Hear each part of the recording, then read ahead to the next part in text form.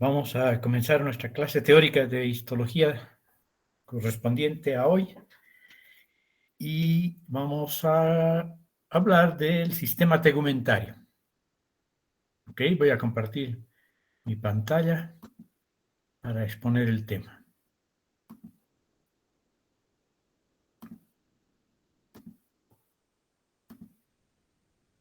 Buenos días, doctor. Buenos días.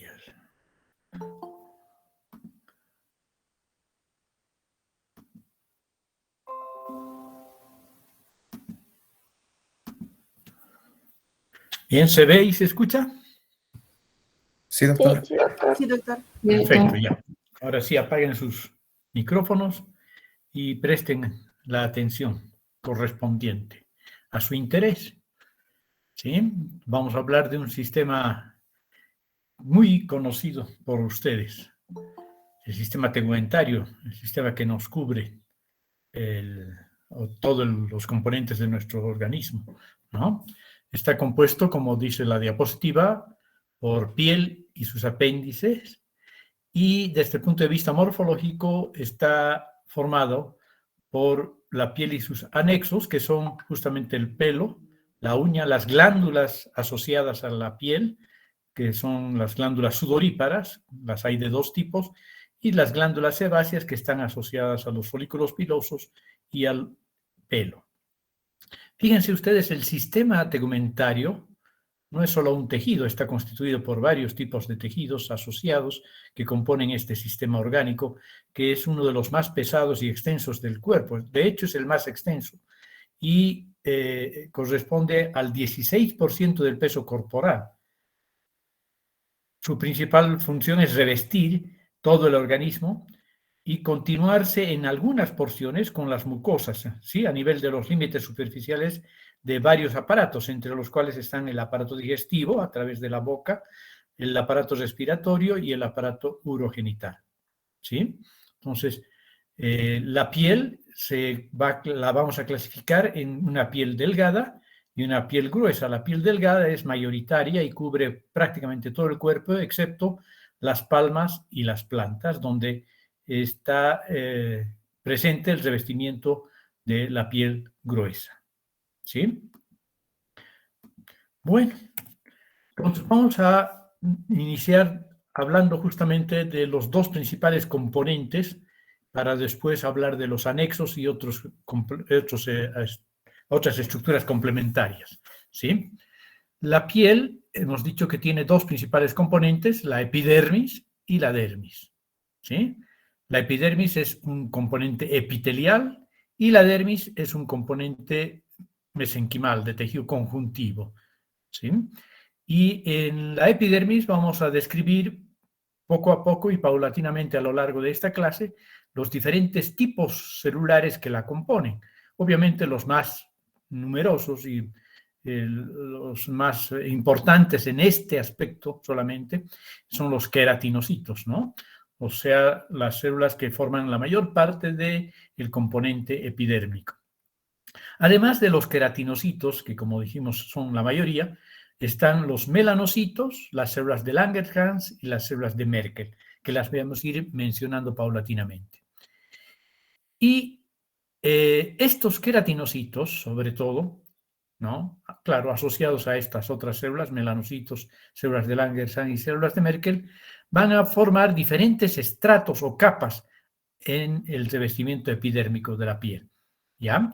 Tenemos un estrato de arriba para abajo, un estrato córneo, un estrato lúcido, que solo está presente, por lo menos obviamente, en la piel gruesa, un estrato granuloso, un estrato espinoso y un estrato germinativo o basal o basaloide. ¿Ya? Muy bien.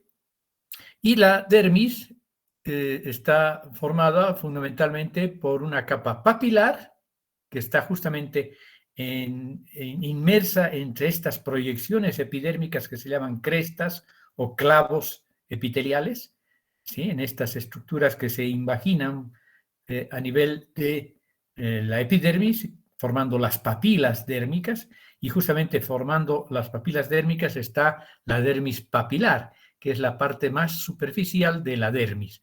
debajo de la dermis papilar se encuentra la capa reticular, la dermis reticular, ¿ya? En la capa papilar y en la dermis reticular vamos a encontrar inmersos la mayor parte de estos anexos que vamos a mencionar de la piel, ¿no? Papilas vasculares, papilas nerviosas, glándulas a nivel de la dermis, sobre todo reticular, y en la interfase con la hipodermis o el tejido celular subcutáneo. Bueno, hablaremos de las funciones rápidamente. La piel, además de proporcionar su principal función, ya dijimos, una cubierta para las partes blandas subyacentes, realiza muchas funciones adicionales. ¿Sí? ¿Cuáles son esas funciones? Protección, regulación de la temperatura corporal, recepción de sensaciones, excreción, absorción y vigilancia inmunológica. ¿Sí? Ustedes saben que el hecho de que revista una superficie extensa nos proporciona una extraordinaria protección de primer nivel, ¿sí? Como otros epitelios, claro.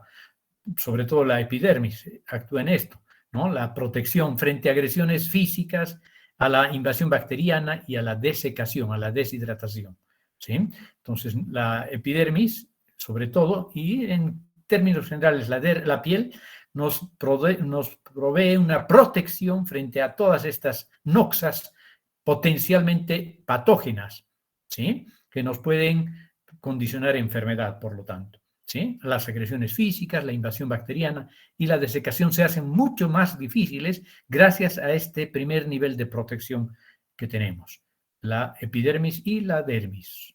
¿Ya? La regulación de la temperatura corporal es importante. A través de la sudoración vamos a poder refrigerar la superficie corporal. También, obviamente, vamos a refrigerar la temperatura corporal o vamos a modificar la temperatura corporal de acuerdo a la cantidad de sangre que circula subyacente a la epidermis, en la dermis papilar y en la dermis reticular, ¿sí? Cuando hay vasodilatación hay mayor temperatura, cuando hay vasoconstricción hay menor temperatura. Entonces hay una regulación de la temperatura corporal. La recepción de sensaciones, ¿no? Es una recepción continuada de estímulos sensitivos del entorno. Nosotros sentimos muchas cosas a través de la piel, ¿no? Muchas son placenteras, otras son no placenteras. El tacto, la temperatura, el dolor son sensaciones que tenemos a este nivel o que podemos percibir a este nivel. La excreción a través del producto de secreción de las glándulas sebáceas, las glándulas sudoríparas, ecrinas y apocrinas, que además de proporcionar otras funciones, nos permiten excretar algunos productos del metabolismo. La absorción de los rayos ultravioleta solar que van siendo filtrados para llegar en menor medida hacia la capa basal y, de acuerdo al color de la piel, protegernos de esta radiación ultravioleta, pero también es necesaria la radiación solar, y ustedes están viendo en estas últimas temporadas que nos recomiendan tomar vitamina D o exponernos al sol en horas adecuadas, donde la intensidad de la radiación ultravioleta solar es menor, ¿no? Antes de las 10:30 de la mañana, después de las 3 de la tarde. Pero es necesaria esta radiación ultravioleta y de la luz solar, de la luz visible, para la síntesis de la vitamina D. Y por último tenemos un tejido linfoide asociado a la piel también, que se llama PALT, ¿sí? Este tejido linfoide asociado a la piel nos proporciona una vigilancia inmunológica, ¿sí? La piel está formada por epidermis y la dermis, ya hemos dicho, ¿no? La hipodermis, que antes se consideraba parte de la piel, actualmente se considera como un tejido celular subcutáneo, ¿sí? La hipodermis ya no la tenemos que mencionar como hipodermis, sino como el término moderno que es tejido subcutáneo, tejido celular subcutáneo, que es un tejido conjuntivo laxo, rico en adipocitos también, que no forma parte de la piel, ¿sí? O sea que es parte de los tejidos blandos subyacentes. Bien, la epidermis deriva del ectodermo y está compuesta por el epitelio plano estratificado queratinizado que conocemos como epidermis, justamente, ¿no? Es un epitelio estratificado, escamoso, queratinizado. Y está formado por 4 poblaciones celulares que ya un poco las hemos mencionado: los queratinocitos, mayoritarios en la epidermis, los melanocitos, las células de Langerhans y las células de Merkel, que las células que vamos a ir describiendo paulatinamente a lo largo de esta clase. A nivel de las palmas y las plantas, la epidermis en particular, es más gruesa, ¿sí? Y a nivel de la superficie de los pulpejos de los dedos y ortejos, cuenta con mayor cantidad de crestas, estas invaginaciones del epidermis hacia la dermis y de la dermis hacia la epidermis, proporcionalmente, ¿no? Entonces, cuenta con mayor cantidad de crestas y surcos, y a nivel de los pulpejos de los dedos, estas crestas se hacen particularmente interesantes porque forman los dermatoglifos, ¿no? Estos círculos, curvas, arcos y espirales que nos proporcionan la personalidad, se llaman dermatoglifos, ¿no? La huella digital. Muy bien, empezaremos a hablar entonces de las células de la epidermis en particular, para luego ver la dermis y los anexos. Los queratinocitos, ¿sí? Forman la mayor población celular de la epidermis y se organizan en las 5 capas reconocibles que ya hemos mencionado, ¿sí? Esta población se renueva constantemente mediante mitosis, que es predominantemente nocturna. Las mitosis para el recambio de las células epidérmicas, de los queratinocitos fundamentalmente, es nocturna, ¿sí? Estos queratinocitos, a medida que progresan hacia la superficie, van a sufrir modificaciones que se conocen, ya saben ustedes, fisiológicamente y morfológicamente como maduración o citomorfosis, y acumulan en este proceso madurativo una mayor cantidad de productos a nivel de su citoplasma. A este nivel particularmente vamos a hablar de la queratina, los filamentos de queratina, ¿sí? Y posteriormente, una vez que han acumulado y han perdido algunas características vitales, las células mueren y se descaman, llenas de queratina, ¿sí? Estas células son eliminadas entre 25 a 30 días promedio, cada 25 a 30 días promedio. La piel gruesa de las palmas y las plantas de las manos obviamente y las plantas de los pies, ¿no? La epidermis es mucho más gruesa que a nivel de la piel delgada. Fíjense, tiene un espesor que varía entre 400 y 600 micrómetros, ¿sí? Y presenta 5 capas, como ya hemos dicho: la basal, la espinosa, la granulosa, la lúcida y la córnea o queratínica, ¿sí? Carece de folículos pilosos. En la palma y en las plantas no hay folículos pilosos, por lo tanto es una piel lampiña, ¿sí? Pero en cambio posee una cantidad tal vez mayor de glándulas sudoríparas, que son ecrinas, ¿no? Glándulas sudoríparas. Como no hay a nivel de la piel gruesa folículos pilosos, tampoco hay glándulas sebáceas, porque las glándulas sebáceas junto con los folículos pilosos y los pelos forman el aparato pilosebáceo, ¿no? Entonces, la piel gruesa se caracteriza por una epidermis muy gruesa, por la ausencia de folículos pilosos y de glándulas sebáceas y por la presencia de un componente sudoríparo importante. Y la piel delgada, como ven a la derecha, es la que cubre la mayor parte del cuerpo, excepto las palmas y las plantas. Posee una epidermis, como ustedes ven, delgada, ¿no? Claro que el aumento no es el mismo, pero es una epidermis delgada que queratiniza de todos modos, pero no forma una capa córnea tan gruesa, y el estrato lúceo prácticamente no se ve. Entonces, veríamos todos los estratos. Un poco ausente estaría el estrato lúceo y la capa córnea es delgada. Hay queratinización, pero no en la medida de la piel gruesa, ¿sí? Tiene un espesor de 75 a 150 micrómetros. El estrato córneo, como hemos dicho, es fino carece de estrato lúcido y de granuloso, incluso muy bien definidos, no son bien definidos, y cuenta con el aparato pilofolicular, ¿no? Folículos y glándulas sebáceas. Además, vamos a encontrar la presencia de otros componentes asociados, como los músculos erectores del pelo y las glándulas sebáceas para formar el complejo pilosebáceo, ¿sí? Y también cuenta con glándulas sudoríparas que en algunas porciones pueden ser apocrinas. La mayoría son ecrinas, pero en algunas áreas de nuestra piel delgada, sobre todo, van a ser apocrinas. Bueno, ahora veamos los estratos que tiene la epidermis, ¿sí? Los estratos que básicamente van a constituir los queratinocitos en su proceso madurativo. Tenemos el estrato basal, que se llama estrato germinativo. Esta es la capa donde mayor cantidad de mitosis podemos ver, ¿no? Sufre mitosis para multiplicarse y formar los estratos superficiales. Esta capa basal forma interdigitaciones con la dermis, como hemos visto, estas crestas epiteliales, y está separada por la dermis por una membrana basal. Como todos los epitelios, este epitelio no está exento, de poseer una membrana basal subyacente. ¿Sí?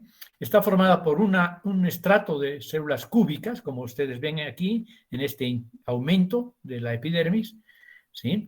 Que pueden ser cúbicas a cilíndricas bajas y están mitóticamente activas. No vemos una mitosis clara en este corte histológico porque es pequeñito, pero es donde mayor mitosis podemos ver.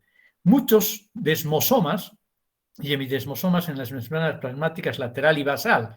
¿Sí? En la membrana basal, en relación a la membrana basal, obviamente hemidesmosomas, y en relación a las células vecinas y suprayacente, pero sobre todo a las vecinas, tenemos desmosomas. Tienen un núcleo grande para el tamaño de su citoplasma, ¿sí? Y su citoplasma es basófila. El núcleo también obviamente es basófilo.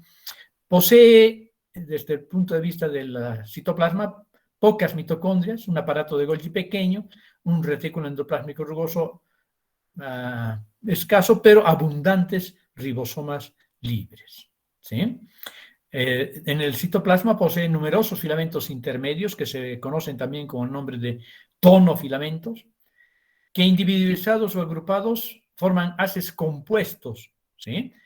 En base a citoqueratina 5 y citoqueratina 14, que atraviesan las placas desmosómicas de los hemidesmosomas. Entonces, estas citoqueratinas nos permiten formar las espinas que hay en el estrato espinoso, ¿no? Que se ven mejor en el estrato espinoso.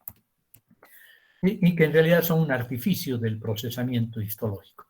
El estrato espinoso es el más grueso, ¿no? Está compuesto por varias capas de células que, como ustedes ven, son poliédricas y que todavía conservan la capacidad de mitosis, ¿sí? Poseen numerosas prolongaciones que, como hemos dicho, son desmosomas estirados, ¿no? O sea, producto del artificio del proceso histológico, de procesamiento histológico, y dan a este contorno de cada una de las células un aspecto espinoso, de ahí su nombre, de estrato espinoso, ¿sí? Junto con el estrato basal más espinoso, forman la capa de Malpighi y, por lo tanto, puesto que mantienen capacidad mitótica, son responsables del recambio celular de la epidermis, de todas las células de epidermis.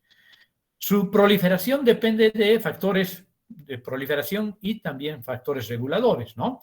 La presencia de factores de crecimiento epidérmico y la interleucina 1 estimulan su crecimiento, su proliferación. Y en cambio, el factor transformador va a frenar su proliferación. Las células a este nivel, vistas de frente son planas, pero vistas de perfil, como las estamos viendo ahora, son poliédricas.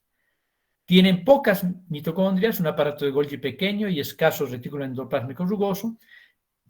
Mantienen esta cantidad enorme de ribosomas libres y, claro, van aumentando la cantidad de citoqueratinas o tonofilamentos que contienen, sobre todo citoqueratina 5 y citoqueratina 14, y empiezan a acumular unos gránulos revestidos por membrana, se llaman gránulos de cubierto, que son los cuerpos laminares o cuerpos de Opland, que son unas vesículas planas que contienen sustancias lipídicas compuestas en su mayor parte por fosfolípidos, glucosfingolípidos y ceramidas, que cuando se liberan, ¿no?, estos gránulos al espacio intercelular forman una barrera impermeable. Gracias a estos fosfolípidos y glucosfingolípidos y ceramidas van a permitir tener impermeabilidad al estrato epidérmico, sobre todo en el estrato epidérmico superficial, ¿ya? Luego tenemos el estrato granuloso. Está compuesto por 3 a 5 capas de células que contienen gránulos de queratohialina. 3 a 5 capas que contienen gránulos de queratohialina, ¿sí? Conservan núcleo todavía. Sus gránulos de queratohialina son grandes, gruesos, muy basófilos, por eso es que se los ve azules en las tinciones normales. Están revestidos estos gránulos por membrana, ¿sí? Y se liberan por exocitosis formando lo que hemos dicho, láminas de una sustancia lipídica que proporciona una barrera impermeable a la epidermis. Pueden sufrir apoptosis y se llenan de complejos de tonofilamentos de queratina incluidos en la queratohialina. Entonces, aquí la queratina más queratohialina va a formar la queratina laminar, que va a ser la que proporcione las características al estrato subyacente, suprayacente más bien, que es el estrato córneo, ¿no? Establecen numerosas uniones estrechas enriquecidas con claudina, ¿no? Vean aquí la gran cantidad de gránulos que se pueden liberar hacia la superficie y proporcionar este elemento impermeabilizante de la epidermis, ¿sí? Aquí tenemos diferentes cortes. Aquí tenemos las crestas epiteliales y las papilas dérmicas que se imaginan en relación con estas crestas epiteliales. Entonces, aquí se forma en el estrato espinoso superficial y en el estrato granuloso se forma lo que se conoce como una barrera acuosa. El estrato lúcido, que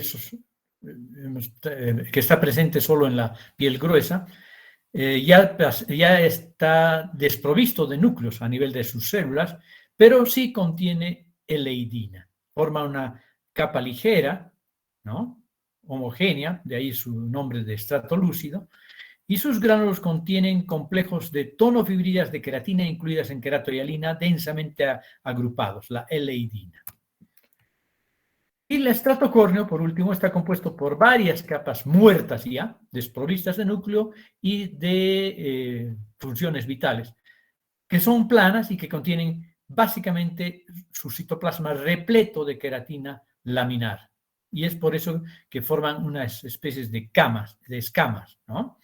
Es la capa más superficial de la epidermis y de la piel, por lo tanto, ¿sí? Su plasmalema, o sea, su revestimiento membranoso, está engrosado y revestido por un material denso compuesto por una pequeña proteína rica en prolina, involucrina y loricrina, cubierta celular cornificada se llama, ¿sí? Cada una de estas células tiene a nivel de su membrana celular estos productos que le producen una cubierta cornificada. La superficie extracelular está incluida en el material lipídico que ha sido producido por los gránulos de queratohialina y forma entonces esta cubierta celular cornificada más la cubierta lipídica, la cubierta celular compuesta cornificada, ¿sí? Lo que le da resistencia e impermeabilidad a toda esta superficie. Estas células en particular ya han perdido su núcleo y sus organelos prácticamente también los han perdido y están llenos, repletos sus citoplasmas de complejos de tonofibrillas y de queratina incluidas en la queratohialina, ¿sí? Esta es la queratina laminar, que también los anatomistas llaman queratina blanda, a diferencia de la queratina dura que forma las uñas y los pelos, ¿no? Las escamitas más externas van perdiéndose paulatinamente van desprendiéndose de sus uniones celulares y se van descamando. ¿Sí? Bueno, veamos, hemos hablado de los queratinocitos al hablar de los diferentes estratos epidérmicos y de la función de acumular queratina y producir material impermeabilizante. ¿Sí? Este complejo de cubierta celular compuesta cornificada. Ahora vamos a hablar de las otras células, las células de Langerhans. Son células presentadoras de antígenos que en la piel se encuentran dispersas principalmente entre las células del estrato espinoso de la epidermis, ¿no? ¿Ok? Como son células presentadoras de antígeno, también corresponden en su origen ontogénico al sistema fagocítico mononuclear, ¿no? Pertenecen al sistema fagocítico mononuclear y se originan en la médula ósea, como los macrófagos, los monocitos que forman los macrófagos posteriormente. Son denominadas células dendríticas también porque poseen prolongaciones largas y numerosas, como ustedes ven en esta tinción de inmunohistoquímica que nos permite ver selectivamente al núcleo, al citoplasma y a sus prolongaciones conspicuas, ramificadas y largas. ¿Sí?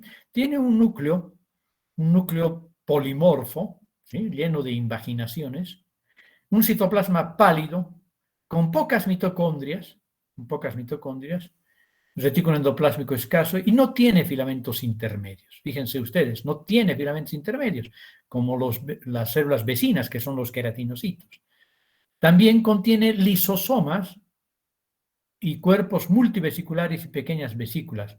Y una característica de estas células son los gránulos de Birbeck. ¿Sí? Se encuentran también, además de en la epidermis, en la dermis y en algunos epitelios, como los epitelios de la cavidad oral, el esófago, la vagina, ¿sí? Donde participan, obviamente, en la respuesta inmune. ¿Sí? Entonces, tanto en la piel como en estos otros lugares donde se encuentran, participan en la respuesta inmunitaria, puesto que poseen receptores de tipo Fc para los anticuerpos y para el complemento 3, además del complejo mayor de histocompatibilidad de tipo 1 y de tipo 2. Los gránulos de Birbeck son vermiformes o raquetoides, se parecen a una raqueta de tenis, corta, de brazo corto obviamente, contienen una proteína que es la langerina, ¿sí? Es una proteína integral receptora de lectina que ayuda a englobar los antígenos para su posterior degradación en epítopos. O sea que capta antígenos, los degrada, los procesa y los incorpora a su complejo mayor de histocompatibilidad de tipo 2, ¿no? Y la parte más activa de los antígenos son los epítopos, que son en general sustancias inmunógenas, para que los puedan presentar a los linfocitos T, ¿sí? Puesto que tienen la capacidad de estas células de Langerhans de migrar a los órganos linfoides periféricos, donde justamente presentan estos epítopos que han procesado y los han incorporado a su complejo mayor de histocompatibilidad de tipo 2, a los linfocitos T, para iniciar o perfeccionar la respuesta inmune de tipo celular en este caso, ¿sí? Pero que también puede funcionarse con la respuesta humoral. Otra célula de la piel y principalmente de la epidermis son los melanocitos, ¿sí? Estos melanocitos son derivados de la cresta neural y producen el pigmento, la melanina, que le confiere a la piel esta coloración pardo-marrón, marrón-pardo, de acuerdo a la cantidad de pigmento que se produzca, más oscura o más clara es la piel. ¿Sí? Derivan de él la cresta neural del neuroectodermo, ¿sí? Migran a la capa basal de la epidermis en contacto con la membrana basal, con la que forman uniones adherentes, no así con los queratinocitos vecinos. Fíjense ustedes, se adhieren a la membrana basal, pero sus prolongaciones no tienen mecanismos de adhesión con los queratinocitos vecinos ni con otras células de la epidermis. Sus núcleos son grandes, ¿sí? Ovalados, y el citoplasma es abundante. El citoplasma es abundante y emite también, como las células de Langerhans, prolongaciones, gran número de prolongaciones largas hacia el espacio celular de los queratinocitos. Entre los queratinocitos se meten estas prolongaciones citoplasmáticas, ¿sí?, que van a poseer los gránulos ovalados cubiertos de membrana, que son los premelanosomas inicialmente y posteriormente los melanosomas. Melanosomas que mediante un mecanismo de secreción citocrina van a transportar la melanina hacia los queratinocitos vecinos, ¿sí? El factor de célula madre se une a sus receptores e induce la diferenciación de los melanocitos. Las prolongaciones citoplasmáticas, como ya dijimos, contactan con los queratinocitos formando la unidad melánica epidérmica, ¿sí? Bajo la influencia de la hormona estimulante de melanocitos, estos expresan factor de transcripción que estimula la tirosinasa, y la tirosinasa, sensible a la luz, convierte la tirosina en melanina, y la melanina se almacena en los melanófagos, en los melanosomas, que son transportados hacia los queratinocitos, ¿no? Entonces, la melanina tiene como función minimizar la lesión tisular causada por la radiación ultravioleta del sol, que viene de afuera para adentro, ¿sí? Por eso es que están ubicadas en la capa basal, para evitar el daño hacia la dermis y el daño de las células basales de la epidermis, sobre todo, ¿sí? Entonces, aquí hay un transporte de la melanina mediante una secreción citocrina desde los pies de estas prolongaciones de los melanocitos hacia los queratinocitos. Y es por eso que la pigmentación de la piel es uniforme, ¿no? Porque si solo estuvieran pigmentados los melanocitos, seríamos manchados, tendríamos un puntillado negruzco en relación a una piel clarísima, ¿no? Pero no. Puesto que hay secreción citocrina, todos los queratinocitos van recibiendo más o menos en igual proporción la melanina de los melanocitos. Las células de Merkel son receptores sensitivos de la epidermis. Receptores sensitivos de la epidermis tienen un origen incierto, tal vez un tipo modificado de queratinocito. Están dispersas entre las células del estrato basal también, células del estrato basal, más abundantes a nivel de las yemas de los dedos, y constituyen funcionalmente, son mecanorreceptores, ¿sí? Que tienen probablemente una función neurosecretora, ¿sí? Forman uniones sinápticas con terminaciones nerviosas, periféricas a nivel de la base de las células. Estos son los discos de Merkel. Y algunas uniones desmosómicas con los queratinocitos adyacentes. Tienen un núcleo, como ustedes ven, proporcionalmente al tamaño celular, grande, un núcleo grande, proporcionalmente al tamaño celular. No hay prolongaciones celulares y en el citoplasma se observan vesículas electrón densas que contienen un producto neuroendocrino. Estas vesículas son redonditas, especialmente en la región, están más polarizadas a la región basal, cerca a justamente los discos de Merkel, donde están las terminaciones nerviosas. Entonces, constituyen probablemente mecanorreceptores, ¿no? Bueno, ya hemos hablado de todas las células que forman la epidermis, ahora vamos a hablar de la dermis. La dermis es el tejido de sostén sobre el que se apoya la epidermis. Está compuesta por una capa papilar, que está formada por tejido conjuntivo laxo, y que es más superficial, y una capa reticular más densa y profunda, ¿sí? Estas dos capas, la dermis papilar como la dermis reticular, derivan del mesodermo, ¿sí? Y están formadas principalmente por colágeno de tipo 1, ¿sí? Sobre todo en la dermis reticular, pero también por colágeno de tipo 3, fibras colágenas de tipo 3 o fibras reticulares, y bandas anchas de fibras elásticas. La piel es rica en fibras elásticas, además de tener colágeno de tipo 1 y tipo 3. Claro, a nivel de la membrana basal, no se olviden, hay otros tipos de colágeno, 4, 7, etc. Y en cuanto al componente celular, la dermis posee, obviamente, los fibroblastos y los fibrocitos, ¿no? Que sintetizan, son los que se encargan de sintetizar la mayor parte del componente colagenoso y de las fibras elásticas de la dermis. Entonces, colágeno, fibras elásticas y la matriz de glucosaminoglucanos, como hemos visto en el tejido conjuntivo, cuando estudiamos el tejido conjuntivo, forman el principal componente de la dermis. La dermis es un tejido vascular y además está inervado, ¿ya?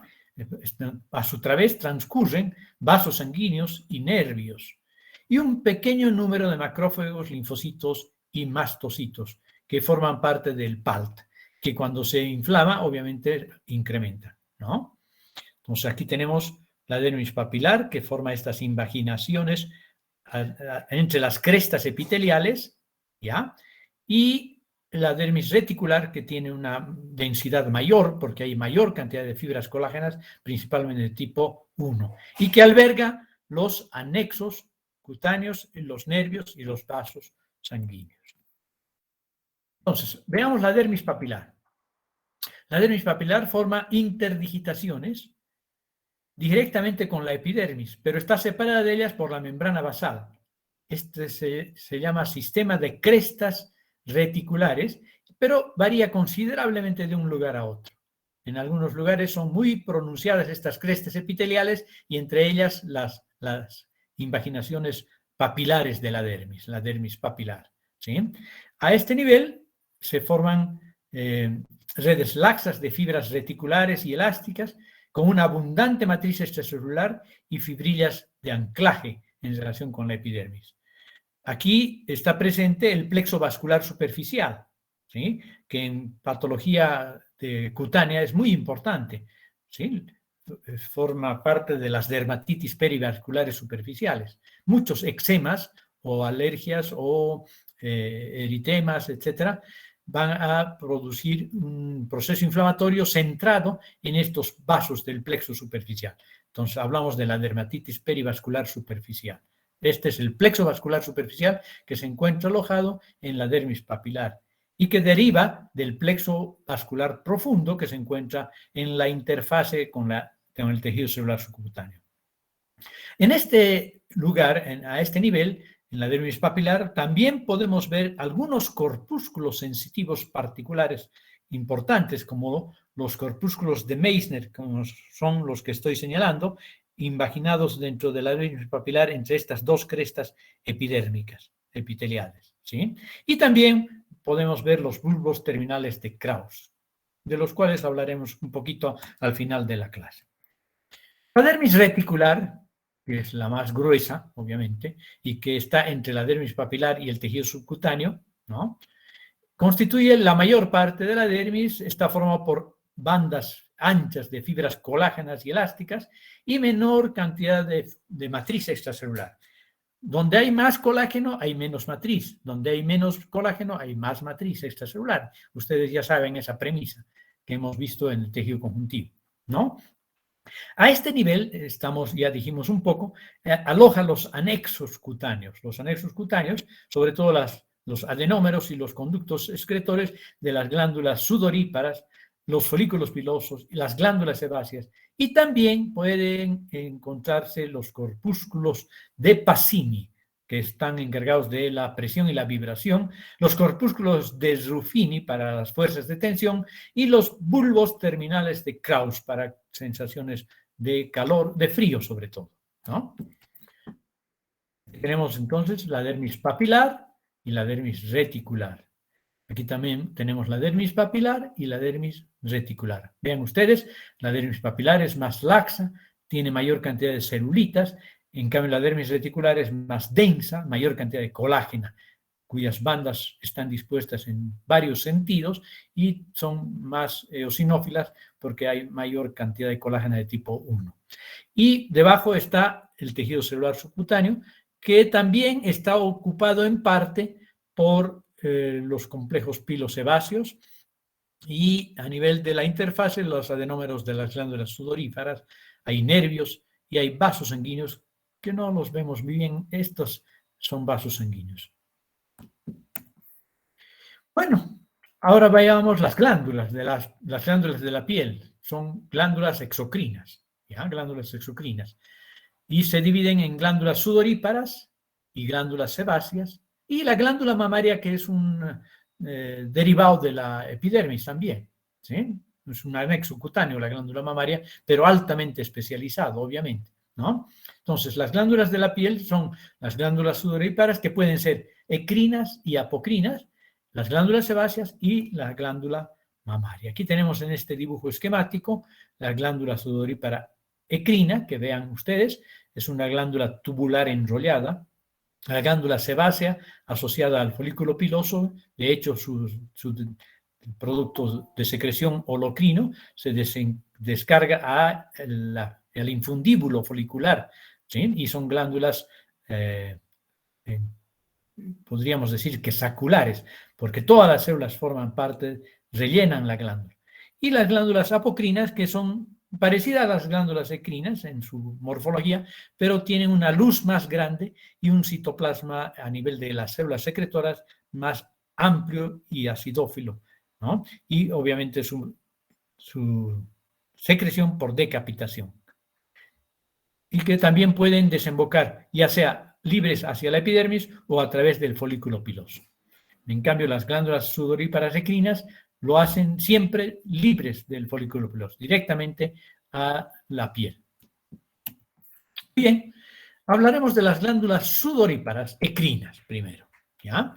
Son abundantes en toda la piel y liberan su producto de secreción mediante secreción merocrina, justamente, secreción merocrina. ¿Ok? Eso quiere decir que es por exocitosis, ¿no? La secreción merocrina. Son glándulas tubulares contorneadas, son glándulas tubulares simples cuyo adenómero es contorneado o enrollado. ¿Eh? Su porción secretora está localizada en la dermis profunda, ¿sí? Casi en la interfase con el tejido celular subcutáneo, a este nivel. ¿Vean? Aquí tenemos la epidermis, la dermis papilar, la dermis reticular, y aquí empieza la mal denominada hipodermis o el tejido celular subcutáneo, y a este nivel, fíjense, están la mayoría de los adenómeros ecrinos, cuyos conductos excretores ascienden para liberarse a nivel de la superficie epidérmica. Entonces, secretan a través de un conducto también ligeramente enrollado, delgado, que atraviesa la dermis, la epidermis, y se abre en un polo sudoríparo. Vean aquí. Aquí se ve mejor. Viene por la dermis reticular, papilar, se abre a través de un folículo infundibular, de un poro sudoríparo, mejor dicho, un foro sudoríparo, y se abre territorio para liberarse en la superficie, incluso a través de la capa córnea. ¿Ya? Entonces, este conducto enrollado se abre en el poro sudoríparo y se libera en la superficie de la piel. La unidad secretora, o sea, los adenómeros ecrinos, están tapizados por un epitelio cúbico simple o cilíndrico bajo y está formado por dos tipos celulares, las células oscuras y las células claras. Y además de las células epiteliales secretoras, claras y oscuras, compartiendo la membrana basal, tienen las células mioepiteliales, como las vamos a ver también en las glándulas mamarias, ¿no? Las células mioepiteliales que favorecen la secreción, porque puesto que son contráctiles, favorecen la secreción de la glándula, ¿sí? Entonces, las células oscuras son las denominadas células mucoides, poseen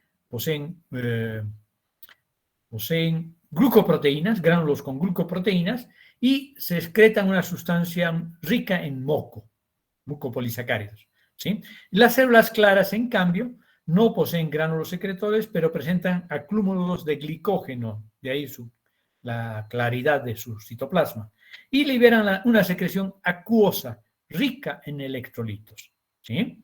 Entonces, no se olviden que son células que están revestidas por una capa de células mioepiteliales que rodean la porción secretora y proporcionan contractibilidad, puesto que tienen actina y miosina. Aproveche esta imagen para ver algunos corpúsculos de Vater-Pacini en la profundidad del tejido celular subcutáneo, como mecanorreceptores también, ¿no? Sensación de presión. Bien, las glándulas sudoríparas apocrinas, aquí tenemos un corte histológico en menor aumento y aquí en mayor aumento. ¿Sí? Las glándulas sudoríparas apocrinas, origen también en un brote epitelial de los folículos pilosos, sobre todo vamos a encontrar en algunas regiones corporales como la axila, la areola del pezón, la región anal. ¿Sí?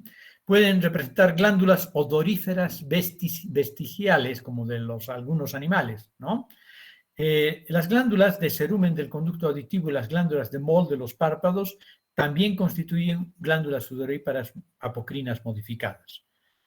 Son más grandes, en términos generales, las glándulas apocrinas son más grandes y están localizadas más profundamente en el tejido celular subcutáneo, y sus conductos se abren a los conductos de los folículos pilosos en general, ¿sí? Por eso es que en algunas regiones donde hay mayor cantidad de folículos es que están presentes estas glándulas apocrinas, ¿sí? Su secreción contiene una porción de citoplasma apical. Vean cómo se está desprendiendo la porción apical del citoplasma para liberarse junto con el producto acumulado de secreción de estas células, ¿sí? Bajo la influencia hormonal es que empieza su secreción mayor y, por lo tanto, empieza hasta la pubertad. Recién a la pubertad empiezan a ser glándulas activas funcionalmente, ¿sí? Su inervación está dependiente de fibras postganglionares del sistema nervioso simpático.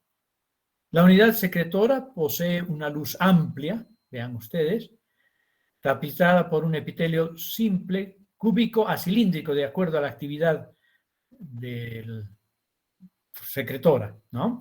Y también posee células mioepiteliales rodeando los adenómeros. Estos núcleos más oscuritos que ustedes ven en este corte histológico de gran aumento son las células mioepiteliales, que, como hemos visto para las glándulas merocrinas, también favorecen la secreción al contraerse, ¿no? Su producto es en el humano inodoro aparentemente, pero si se infecta con bacterias, pues huele feo. Las glándulas sebáceas están ubicadas en la piel de todo el cuerpo, excepto donde no hay folículos pilosos, ¿no? Están ubicadas en la piel delgada de todo el cuerpo. Más abundantes en la cara, en el cuero cabelludo y la frente. ¿Eh? Son apéndices epiteliales de los folículos pilosos y se abren al tercio superior del conducto folicular, o sea, a nivel del infundíbulo folicular. En los labios, el glande del pene, la areola del pezón, los labios menores y la superficie mucosa del prepucio no están asociados a los folículos pilosos. ¿Okay? Su secreción, que se conoce como sebo, es una mezcla oleosa y serosa de colesterol, triglicéridos y restos de secreciones celulares. Puesto que la célula misma es el producto de secreción, contiene muchos de los componentes celulares, como justamente triglicéridos, colesterol de las membranas celulares y obviamente algunos otros productos citoplasmáticos, ¿no? Las células pierden su núcleo y se van produciendo una especie de aglomerado sebáceo. Este es el sebo, ¿ya? La unidad secretora es lobular o sacular. Vean aquí, forma sáculos o lóbulos, ¿sí? Que son grupos de acinos que se abren a los conductos únicos, asociados en la mayor parte de los casos al infundíbulo del folículo piloso. Cada acino está formado por pequeñas células basales, que son estas, basales periféricas, que rodean a las células maduras, más redondas, más grandes, que llenan el acino. O sea, es como un saco de canicas o un saco de patatas, quería decir, ¿no? Entonces, por eso es que se llaman también glándulas saculares, porque son glándulas repletas de células, ¿sí? Estas células son redondas, más grandes y repletan el acino, llenan el acino.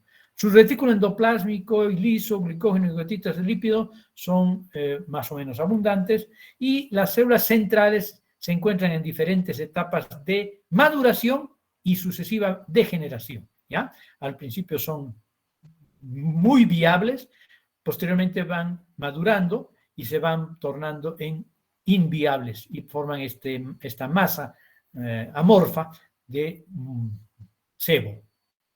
¿Sí? Por último, se necrosan y forman esta masa de sebo para formar el producto de su secreción, que es holocrino, como ya hemos visto, ¿no? El pelo y los folículos pilosos forman, junto con las glándulas sebáceas, el aparato pilosebáceo que produce pelo y sebo. ¿Sí? Aquí tenemos un aparato pilosebáceo. Está formado por el folículo piloso que contiene el pelo y las glándulas sebáceas asociadas que desembocan en la parte superficial del folículo piloso. El pelo deriva del epitelio del folículo piloso, que es una estructura tubular que se abre en la superficie epidérmica. Hay dos tipos de pelos: los pelos vellosos, delicadísimos, y los pelos terminales. Interviene en la sensibilidad táctil, incluso en nosotros, en algunos animales con mayor razón. Los folículos pilosos se desarrollan en la epidermis e invaden, a partir de la epidermis, ¿no? Son invaginaciones epidérmicas también, e invaden la dermis y el tejido celular subcutáneo. En su extremo profundo presenta una expansión bulbosa, esto es lo que se conoce como el bulbo piloso, con una superficie inferior cóncava que contiene una zona de dermis especializada denominada papila pilosa.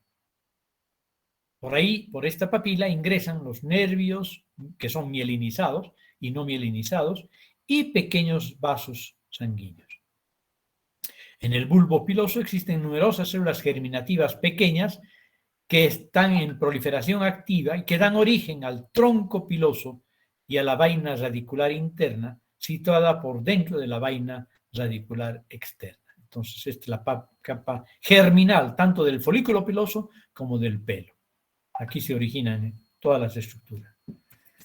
Bien, cada pelo está compuesto por un tallo de células cornificadas, una raíz contenida dentro del folículo piloso, posee un tallo libre rodeado por varias capas celulares que forman vainas cilíndricas. ¿Sí? Aquí tenemos la papila, el bulbo piloso, aquí tenemos un pelo en corte transversal con sus diferentes componentes, ¿no? Las capas concéntricas del folículo piloso son la vaina de tejido conjuntivo, de afuera para adentro entonces, la vaina de tejido conjuntivo, que es la vaina folicular fibrocolagenosa, la membrana vítrea, ¿no? Es una membrana basal modificada, la vaina radicular externa, la vaina radicular interna, la cutícula del pelo, la corteza del pelo y la médula del pelo, ¿sí? En esa relación, ¿sí? La vaina radicular externa, compuesta por unas cuantas células o capas de células poliédricas y una sola capa de células cilíndricas. Esta es la cilíndrica y estas son las poliédricas. La vaina radicular interna, compuesta por tres capas, la capa de Henle, la capa de Huxley y la cutícula, ¿sí? Termina en el cuello del folículo, donde desembocan los conductos excretores de las glándulas sebáceas para formar una luz hacia la cual vierte su sebo. Y la cutícula del pelo, compuesta por células muy queratinizadas que se superponen entre sí. La corteza, la porción principal del pelo, muy queratinizado, y la médula, que es el centro del folículo piloso, o del pelo, mejor dicho, cuyas células contienen queratina blanda. El músculo erector del pelo, está formado por haces de células musculares lisas. Se extiende desde el folículo piloso hasta la capa papilar de la dermis. En su trayecto abrazan a las glándulas sebáceas. Sus contracciones elevan el pelo y producen su erección. Esto es lo que se conoce en términos populares como piel de gallina, lo que facilita la liberación del calor. También contribuyen a la expresión del sebo desde la porción secretora de la glándula hacia su conducto excretor, de las glándulas sebáceas, ¿no? Las uñas constituyen células epiteliales queratinizadas, dispuestas en placas de queratina dura o capa córnea, ubicadas sobre la epidermis, que se conoce como lecho ungueal. Este es el lecho ungueal y esta es la placa ungueal, o la uña propiamente dicha. ¿Sí? Entonces, están ubicadas sobre el dorso de la falange distal de cada dedo, tanto de las manos como de los pies. Los dedos de los pies se conocen también como ortejos, ¿sí? Es su término. Y van del 1 al 5 en cada uno de estos miembros. 5 dedos izquierdos, 5 dedos derechos, 5 ortejos izquierdos, 5 ortejos derechos. ¿Sí? Se desarrollan a partir de la matriz ungueal en la región de la raíz de la uña. A ambos lados tienen como límite la pared de la uña, cuya base forma el surco lateral, que no se ve obviamente en esta posición, pero ustedes se imaginan, ¿no? Los surcos laterales. El eponiquio, que se llama también la cutícula, está sobre la placa ungueal, mientras que el hiponiquio se halla debajo del borde libre de la placa ungueal. ¿Sí? Este es el hiponiquio y este es el hiponiquio. Son zonas de mayor grado de queratinización de la matriz ungueal y de la epidermis en general. La región más proximal de la placa ungueal es la raíz de la uña y está situada sobre la matriz ungueal, que tiene a su cargo el crecimiento de la uña. Muy bien. La piel contiene numerosos nervios y terminaciones nerviosas. ¿Sí? La inervación nerviosa se localiza principalmente a nivel de la dermis. La dermis, rica inervación no mielinizada por parte del sistema nervioso autónomo simpático que controla los anexos cutáneos y el flujo vascular. Y un sistema aferente mielinizado y no mielinizado que detecta la sensibilidad cutánea. ¿Sí? Entonces, la sensibilidad cutánea depende de terminaciones nerviosas libres y más o menos especializadas. Tenemos terminaciones libres para las sensaciones del dolor, picor, temperatura. ¿Sí? Tenemos sensaciones libres. Luego tenemos los corpúsculos de Pacini. Los corpúsculos de Pacini para la presión y posiblemente para la vibración. ¿Sí? Son terminales nerviosas encapsuladas. Los corpúsculos de Meissner. Los corpúsculos de Meissner se relacionan con el tacto. Los corpúsculos de Merkel, receptores táctiles de adaptación lenta. Los corpúsculos de Merkel, que forman las células de Merkel más los discos de Merkel y que están en contacto con estas terminaciones amielínicas libres, ¿no? Los corpúsculos de Meissner son terminaciones libres, terminaciones nerviosas, mejor, estructuradas, limitadas por las papilas dérmicas. Están en realidad inmersas en las papilas dérmicas y son más numerosas a nivel de las zonas más sensibles de nuestra piel, que son las manos y los pies. Y están relacionadas con el tacto, sobre todo con el tacto fino. Y los corpúsculos de Batter-Pacini o de Pacini son terminaciones nerviosas encapsuladas con una estructura característica en catáfilas de cebolla, ¿vean? En catáfilas de cebolla, que detecta la presión y posiblemente la vibración, y suelen encontrarse en la dermis profunda y sobre todo en la grasa subcutánea de las palmas y de las plantas, como les mostré hace un rato, ¿no? Y por último tenemos las terminaciones de Pacini. Batter-Pacini, aquí podemos ver, ¿no? Encapsuladas con esta estructura en catáfilas de cebolla que detectan la presión y posiblemente la vibración y suelen encontrarse, como aquí vemos justamente en esta fotografía, en la dermis profunda y en la grasa subcutánea de las palmas y las plantas, como en este corte histológico. Este es el dedo, el pulpejo del dedo. A este nivel es donde más corpúsculos de Pacini se encuentran. Y también a nivel de la epidermis se pueden encontrar estos corpúsculos de Eisner, ¿no? A nivel de la dermis papilar, entre las crestas epidérmicas que crecen hacia la dermis papilar. Bueno, con eso habíamos concluido nuestra clase de hoy.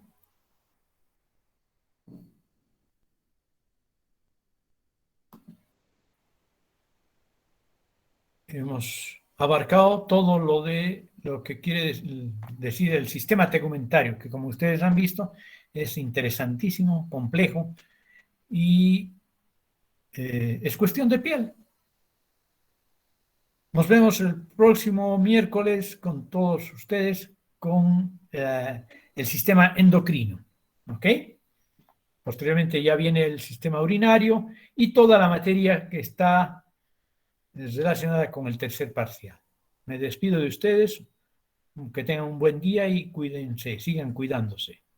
Adiós. Hasta luego, doctor. Hasta luego, Doctor. Gracias, doctor. Hasta luego, doctor. Adiós, adiós. Hasta luego, doctor. Hasta luego, doctor. Gracias.